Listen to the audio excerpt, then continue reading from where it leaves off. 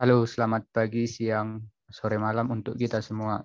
Kami dari kelompok 2 ingin mempresentasikan kesehatan dan aktivitas bank umum dan BPR. Pertama, saya akan memperkenalkan anggota kelompok kami yang pertama, saya sendiri dengan NIM 152 Alfredo, 153 Suster Eni, 154 Frederico, 155 Joseph, 157 Cecilia, 158 Ruth, 159 Stella. Sub pokok bahasan yang pertama kesehatan bank, yang kedua penghimpunan dan penggunaan dana, yang ketiga kredit dan jasa, yang kelima asas tujuan dan fungsi BPR, yang keenam kegiatan usaha BPR, yang kedelapan kepemilikan BPR, 7 badan hukum dan pendirian BPR, yang terakhir pembinaan dan pengawasan BPR. Yang pertama, kesehatan suatu bank dapat diartikan sebagai kemampuan suatu bank untuk melakukan kegiatan operasional perbankan secara normal dan mampu memenuhi semua kewajibannya dengan baik dan dengan cara-cara yang sesuai dengan peraturan perbankan yang berlaku. Suatu perusahaan perbankan dikatakan sehat apabila memiliki permodalan yang kuat, di mana dengan modal tersebut bank mampu menjalankan operasionalnya dan menjamin aset-aset yang bermasalah. Suatu perusahaan perbankan dikatakan tidak sehat apabila banyak memiliki kredit macet, adanya kesulitan nasabah dalam menggunakan penarikan dana, suku bunga deposito yang terlalu tinggi, dan mengalami kerugian terus-menerus. Yang kedua, penghimpunan dan penggunaan dana. Kegiatan usaha yang utama dari suatu bank adalah penghimpunan dan penyaluran dana. Penyaluran dana dengan tujuan untuk memperoleh penerimaan akan dapat dilakukan apabila dana telah dihimpun. Penghimpunan dana merupakan kegiatan usaha lembaga keuangan dalam menarik dan mengumpulkan dana-dana dari masyarakat. Dana menampungnya dalam bentuk simpanan, giro, tabungan, deposito, atau surat berharga lainnya. Penggunaan dana. Dana yang berhasil dihimpun oleh bank justru akan menjadi beban apabila tanpa ada usaha alokasi untuk tujuan-tujuan yang produktif. Dana yang dihimpun sebagian besar dari deposan yang menimbulkan kewajiban bagi bank untuk membayar imbal jasa berupa bunga. Berdasarkan pada kebutuhan tersebut dan juga memperoleh penerimaan bank dalam rangka menutup biaya-biaya lain serta mendapatkan keuntungan, maka bank berusaha mengalokasikan dananya dalam berbagai bentuk aset dengan berbagai macam pertimbangan. Yang ketiga adalah kredit dan jasa-jasa bank. Pengertian kredit. Berdasarkan Undang-Undang Nomor 10 Tahun 1998, kredit bank adalah penyediaan uang atau tagihan yang dapat dipersamakan dengan itu, berdasarkan persetujuan atau kesepakatan pinjam-meminjam antara bank dengan pihak lain yang mewajibkan pihak peminjam untuk melunasi utangnya setelah jangka waktu tertentu dengan pemberian bunga. Dalam pengajuan kredit, ada prosedur untuk memperoleh kredit perbankan. Pertama, mengisi formulir, melengkapi persyaratan, penyerahan dokumen, konfirmasi data, analisa kelayakan kredit, analisa keuangan, dan persetujuan kredit. Pertama, mengisi formulir aplikasi kredit. Prosedur pertama adalah mengisi formulir aplikasi kredit. Setelah mendatangi bank, pastikan kamu mendapatkan formulir pengajuan pinjaman. Di sini kamu harus mengisi beberapa data dengan lengkap dari apa yang diminta pada formulir tadi. Kedua, melengkapi persyaratan. Sebelum menyerahkan formulir ke bank, kamu juga perlu melengkapi beberapa persyaratan dalam pengajuan kredit. Ketiga, penyerahan dokumen ke bank atau lembaga keuangan. Setelah formulir terisi dan dokumen persyaratan sudah dilengkapi, kamu bisa menyerahkannya ke pihak bank untuk dilakukan konfirmasi dan analisis. 4. Konfirmasi data atau dokumen.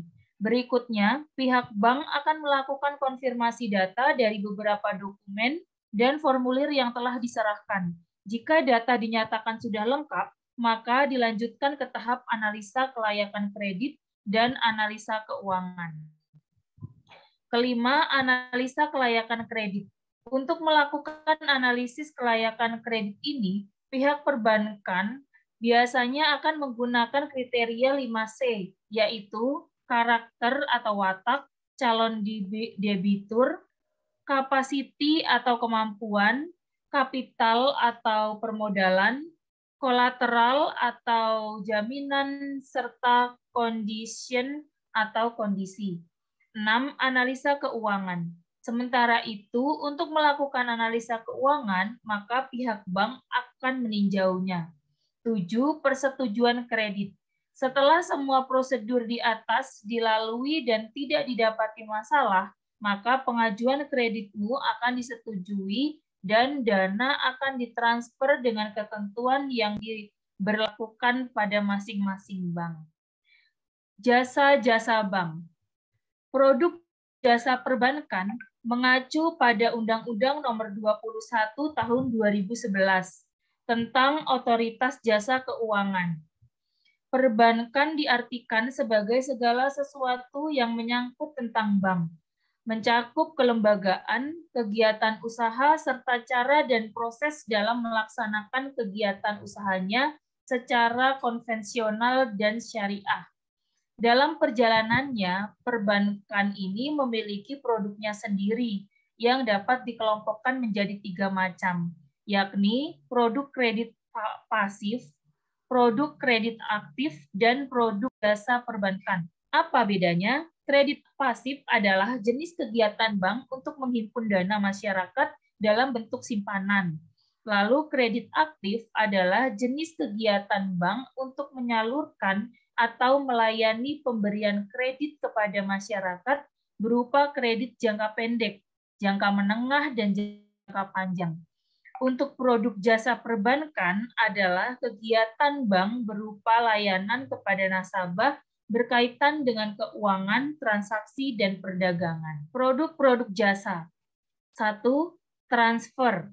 Transfer adalah jasa pengiriman uang antar daerah atau antar negara yang dilaksanakan oleh bank atau permintaan nasabah, baik dalam bentuk rupiah maupun valuta asing. Uang itu ditujukan kepada pihak lain atau perorangan atau lembaga. Kedua, diskonto. Diskonto adalah jasa perbankan dengan cara menjamin surat-surat berharga yang diperjualbelikan oleh masyarakat. 3. Inkarso. Inkarso adalah jasa perbankan berupa usaha penagihan wesel atau surat berharga lain kepada pihak ketiga di tempat atau kota lain di dalam negeri. Yang keempat, garansi bank. Garansi bank merupakan jaminan bank yang diberikan kepada nasabah dalam rangka membiayai suatu usaha. Jika nasabah tidak memenuhi kewajiban sesuai dengan perjanjian, maka bank akan membayar kerugian yang terjadi. Yang kelima, ada penyewaan tempat penyimpanan barang atau surat berharga. Jasa perbankan ini dilakukan dengan cara menyewakan kepada nasabah tempat penyimpanan barang-barang berharga dalam sebuah kotak atau safe deposit box. 6. Jasa kartu kredit dan kartu debit. Kartu kredit dan debit adalah alat pembayaran elektronik pengganti uang tunai atau cek. Saat ini, hampir setiap bank menyediakan bentuk jasa ini. Kedua kartu ini bisa digunakan untuk transaksi-transaksi pembelian di sejumlah tempat seperti toko, hotel, tempat hiburan, dan lain-lain. Bedanya, dana kartu kredit berasal dari saldo rekening, sedangkan dana kartu kredit merupakan pinjaman dari bank yang harus dibayar kemudian. Hanya bank yang memiliki kriteria sehat yang boleh menerbitkan kartu kredit setelah mendapat persetujuan Bank Indonesia. Lalu ketujuh, ada cek perjalanan. Jasa ini dikeluarkan oleh bank dengan cara menyediakan cek perjalanan kepada para nasabahnya untuk memudahkan nasabah dalam melakukan transaksi selama perjalanan. 8. Valuta asing. Bentuk usaha ini disebut juga money changer, yaitu bank melaksanakan kegiatan tukar-menukar mata uang asing menjadi mata uang rupiah atau sebaliknya, atau pertukaran mata uang asing lainnya. 9. Penyediaan ATM. Sebagai tindak lanjut jasa kartu kredit, bank menyediakan layanan ATM, yaitu Automatic Teller Machines, atau disebut juga ajungan tunai mandiri.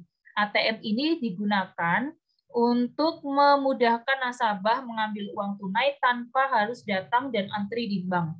ATM banyak dijumpai di tempat-tempat pusat bisnis dan sentral perekonomian lainnya. Yang keempat, pengertian dan sejarah BPR. BPR adalah bank yang melaksanakan kegiatan usaha secara konvensional atau berdasarkan prinsip syariah yang dalam kegiatannya tidak memberikan jasa dalam lalu lintas pembayaran. BPR memiliki fungsi utama untuk menjalankan fungsi intermediasi atau perantara keuangan, yaitu mengumpulkan dana masyarakat dan menyalurkan kembali ke masyarakat, baik dalam bentuk kredit atau dalam bentuk lainnya dengan tujuan mendorong kegiatan usaha masyarakat. Dalam melaksanakan kegiatan usahanya, BPR tidak diperkenankan untuk menerima simpanan berupa giro dan masih banyak lagi. Usaha yang dilakukan BPR adalah menghimpun dana masyarakat dalam bentuk simpanan tabungan dan deposito berjangka. Selain itu, BPR juga bisa memberikan kredit serta menyediakan pembiayaan bagi nasabah dengan prinsip bagi hasil. Layanan produk yang diberikan oleh BPR kepada nasabahnya terdiri dari yang pertama tabungan, yang kedua deposito, yang ketiga kredit, dan yang terakhir sertifikat Bank Indonesia atau SBI. Fakto 1988 menjadi momentum berkembangnya BPR. Di awal tahun 1970, pemerintah daerah mendirikan lembaga dana kredit pedesaan atau disebut LPKP. Pada tahun 1988, pemerintah mengeluarkan paket kebijakan Oktober atau lebih dikenal dengan istilah Fakto 1988 melalui keputusan Presiden RI nomor 38. Kebijakan ini menjadi momentum lahirnya BPR. Yang kelima, asas, tujuan, dan fungsi Bank Pengkreditan Rakyat atau BPR. Asas BPR adalah demokrasi ekonomi dengan menggunakan prinsip kehati-hatian. Tujuan BPR memiliki sasaran atau tujuan melayani kebutuhan petani, peternak, nelayan, pedagang, pengusaha kecil, pegawai, dan pensiunan, karena sasaran ini belum dapat terjangkau oleh bank umum, sehingga dapat mewujudkan pemerataan layanan perbankan, pemerataan kesempatan berusaha, pemerataan pendapatan, dan tidak meminjam pada orang atau kelompok yang salah. Fungsi BPR tidak hanya sekedar menyalurkan kredit kepada pengusaha mikro, kecil, dan menengah, tetapi juga menerima simpanan dari masyarakat. Yang keenam, kegiatan usaha BPR. Berikut adalah usaha yang dapat dilaksanakan oleh BPR. Yang pertama, menghimpun dana dari masyarakat dalam bentuk simpanan berupa deposito berjangka, tabungan, serta bentuk lainnya yang dipersamakan dengan itu. Yang kedua, memberikan kredit. Yang ketiga, menyediakan pembiayaan dan penempatan dana berdasar prinsip syariah sesuai dengan ketentuan yang ditetapkan oleh Bank Indonesia. Yang keempat, menempatkan dana dalam bentuk sertifikat Bank Indonesia atau SBI, deposito berjangka, sertifikat deposito, dan tabungan pada bank lain. Kemudian yang ketujuh ada Badan Hukum dan Pendirian BPR. Bentuk Badan Hukum BPR antara lain Perusahaan Perseroan Daerah atau Perseroda, Perusahaan Umum Daerah atau Perumda, Koperasi, kemudian Perseroan Terbatas. Jenis pendirian BPR antara lain permohonan oleh calon PSP, perubahan izin usaha BUK, perusahaan izin LKM menjadi izin usaha. Ketentuan Bank Indonesia tentang pendirian BPR. Peraturan Bank Indonesia Pasal 3, BPR hanya dapat didirikan dan melakukan kegiatan usaha dengan izin Dewan Gubernur Bank Indonesia. BPR hanya dapat didirikan dan dimiliki oleh yang pertama warga negara Indonesia, kemudian Badan Hukum Indonesia yang seluruh pemiliknya warga negara Indonesia, dan yang terakhir pemerintah daerah. Kemudian pasal 4, modal disetor untuk mendirikan BPR ditetapkan paling sedikit sebesar 5 miliar rupiah bagi BPR yang didirikan di wilayah daerah khusus Ibu Kota Jakarta Raya 2 miliar bagi BPR yang didirikan di ibu kota provinsi di Pulau Jawa dan Bali dan di wilayah kabupaten atau kota madya Bogor, Depok, Tangerang, dan Bekasi. 1 miliar bagi BPR yang didirikan di ibu kota provinsi di luar Pulau Jawa dan Bali. 500 juta bagi BPR yang didirikan di wilayah lain di luar wilayah sebagaimana disebut dalam huruf A, B, dan C. Yang kedua, modal disetor bagi BPR terbentuk hukum koperasi adalah simpanan pokok, simpanan wajib, dan hibah sebagaimana diatur dalam Undang-Undang tentang Perkoperasian. Dan yang ketiga, paling sedikit 50% dari modal disetor BPR wajib digunakan. Kepemilikan bank. Berdasarkan kepemilikannya, maka BPR terbagi menjadi dua, yaitu BPR yang dimiliki oleh pemerintah atau umumnya pemerintah daerah tingkat 2, dan BPR yang dimiliki oleh swasta. Syarat-syarat kepemilikan BPR sesuai dengan Peraturan Bank Indonesia ditetapkan sebagai berikut. Yang pertama, BPR hanya didirikan dan dimiliki oleh warga negara Indonesia, Badan Hukum Indonesia yang seluruh pemiliknya warga negara Indonesia, pemerintah daerah, atau dapat dimiliki bersama di antara warga negara Indonesia, Badan Hukum Indonesia yang seluruh pemiliknya warga negara Indonesia, serta pemerintah daerah. BPR yang berbentuk hukum koperasi, kepemilikannya diatur berdasarkan pada ketentuan dalam Undang-Undang tentang Perkoperasian yang berlaku. Yang ketiga, BPR berbentuk hukum perseroan terbatas. Sahamnya hanya dapat diterbitkan dalam bentuk saham atas nama.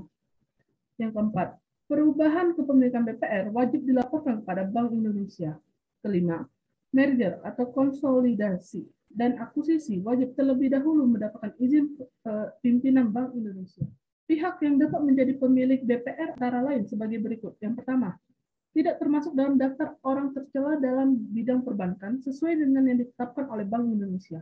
Yang kedua, menurut penilaian Bank Indonesia, yang bersangkutan memiliki integritas antara lain. Yang pertama, memiliki akhlak dan moral yang baik. Yang kedua, mematuhi peraturan perundang-undangan yang berlaku dan bersedia mengembangkan BPR yang sehat. Kesembilan, pembinaan dan pengawasan BPR. Yang pertama, tugasnya siapa dan harus berapa kali? Pengawasan dan pembinaan BPR merupakan salah satu tugas Bank Indonesia, sebagaimana ditentukan dalam Pasal 8 Undang-Undang Nomor 23 Tahun 1999 yang telah diubah dengan Undang-Undang Nomor 3 Tahun 2004. Berdasarkan Peraturan Bank Indonesia Nomor 826 PBI tanggal 8 November 2006 tentang Bank Perkreditan Rakyat, BPR harus diperiksa minimal 1 tahun sekali. Kegiatan pemeriksaan lainnya dilakukan tergantung pada sejauh mana suatu bank dipandang mengandung potensial problem yang memerlukan pemeriksaan. Pada dasarnya dimaksudkan untuk meyakini kebenaran data yang dilaporkan BPR, menggali lebih lanjut permasalahan yang dihadapi, melakukan pemantauan terhadap pelaksanaan action program, serta untuk tujuan lainnya dalam rangka pengawasan bank secara dini. Apa yang dilakukan? Dalam rangka melaksanakan tugas mengawasi dan membina bank, Bank Indonesia menetapkan peraturan, memberikan dan mencabut izin atas kelembagaan dan kegiatan usaha tertentu dari BPR, melaksanakan pembinaan dan mengenakan sanksi terhadap BPR. Bank Indonesia berwenang menetapkan ketentuan-ketentuan perbankan yang memuat prinsip kehati-hatian yang bertujuan untuk memberikan rambu-rambu bagi penyelenggaraan kegiatan usaha perbankan guna mewujudkan sistem perbankan yang sehat. Dalam menjalankan tugas, Indonesia melaksanakan pengawasan dengan menggunakan 2 pendekatan, yakni yang pertama, pengawasan berdasarkan kepatuhan, yaitu pendekatan pengawasan berdasarkan pemantauan kepatuhan bank untuk melaksanakan ketentuan-ketentuan yang terkait dengan operasi dan pengelolaan bank. Dan yang kedua, pengawasan berdasarkan risiko, yaitu pengawasan berdasarkan risiko difokuskan pada aktivitas fungsional bank serta sistem pengendalian risiko. Dalam melaksanakan pengawasan terhadap BPR, Bank Indonesia melakukannya dengan 2 cara, yaitu yang pertama pengawasan langsung, yang dapat berupa pemeriksaan umum dan pemeriksaan khusus, yang bertujuan untuk mendapatkan gambaran tentang keadaan keuangan bank dan untuk memantau tingkat kepatuhan bank terhadap peraturan yang berlaku, serta untuk mengetahui apakah terdapat praktek-praktek tidak sehat yang membahayakan kelangsungan usaha bank. Dan yang kedua, pengawasan tidak langsung melalui alat pemantauan seperti laporan berkala yang disampaikan oleh bank. Untuk apa pembinaan dan pengawasan BPR? Pengawasan dan pembinaan BPR diarahkan untuk mengoptimalkan fungsi perbankan Indonesia sebagai lembaga kepercayaan masyarakat dalam kaitannya sebagai lembaga penghimpun dan penyalur dana, pelaksana kebijakan moneter, dan lembaga yang ikut berperan membantu pertumbuhan ekonomi serta pemerataan agar tercipta perbankan yang sehat, sistem perbankan secara menyeluruh maupun individual, dan mampu memelihara kepentingan masyarakat dengan baik, berkembang secara wajar, dan bermanfaat bagi perekonomian nasional. Studi kasus BNI gelapkan dana nasabah. Kejahatan Bank BNI gelapkan dana nasabah 45 miliar, di mana peran OJK. Makassar, aktuadetik.com. Kejahatan perbankan di Bank BUMN milik negara atau BNI semakin menjadi-jadi. Pasalnya, baru-baru ini berdasarkan penyelidikan Bareskrim Polri, ditemukan 45 miliar dana nasabah di Makassar, raib digelapkan secara terstruktur dan sistematis. Dikutip dari media telusur, 11 bulan 9 2021, dugaan penggelapan dana nasabah di Bank Negara Indonesia atau Bank BNI kembali terjadi. Kali ini, dugaan kasus penggelapan dana nasabah terjadi di kantor cabang BNI di Makassar, yaitu cabang Makassar, cabang Matong Angin, cabang Petarani, dan Kakak Samratulangi. Berdasarkan pemeriksaan penyidik Bareskrim Mabes Polri, manajemen Bank BNI diduga membuat rekening rekayasa atau bodong dan melakukan pelanggaran SOP serta kejahatan perbankan, sehingga merugikan nasabah. Adanya dugaan rekening rekayasa atau bodong ini baru diketahui oleh nasabah setelah dilakukan pemeriksaan dari pihak kepolisian pada tanggal 18 Agustus 2021, kata Syamsul Kamar. Selain itu, Syamsul Kamar juga menjelaskan bahwa dalam pembuatan rekening baru rekayasa atau bodong, manajemen Bank BNI diduga telah melanggar SOP pembuatan rekening bank. Menurutnya, tindakan tersebut melibatkan beberapa pihak dan membutuhkan persetujuan berjenjang manajemen, sehingga pelanggaran prosedur ini dilakukan terstruktur dan sistematis. Analisis kasus. Bank BNI melakukan pembuatan rekening baru atau rekayasa atau bodong yang telah melanggar SOP. Nasabah tidak pernah menandatangani aplikasi pembukaan rekening, tetapi semua proses pembukaan rekening dilakukan oleh manajemen Bank BNI tanpa persetujuan nasabah. Pelanggaran SOP itu terjadi karena tidak dilakukannya prosedur callback pada transaksi tanpa kehadiran nasabah, pembuatan dan pengaktifan buku tabungan dan kartu ATM, transaksi penarikan dan pemindah bukuan yang melebihi limit transaksi teller, supervisor, dan kantor cabang tersebut. Kesimpulan, Bank BNI dapat dikatakan sebagai bank yang tidak sehat karena manajemen Bank BNI melakukan pelanggaran SOP dengan melakukan pembuatan rekening baru rekayasa yang termasuk dalam kejahatan perbankan, dan tentunya hal ini merugikan nasabah. Kasus ini menunjukkan bahwa Bank BNI sudah melakukan kegiatan operasional perbankan secara tidak normal atau tidak sehat. Berikut adalah beberapa sumber untuk materi 1, 2, 3, 4, dan 5. Dan berikut sumber-sumber untuk materi 6, 7, 8, dan 9. Sekian dari kelompok kami. Maaf jika ada kesalahan kata atau penyampaian. Terima kasih.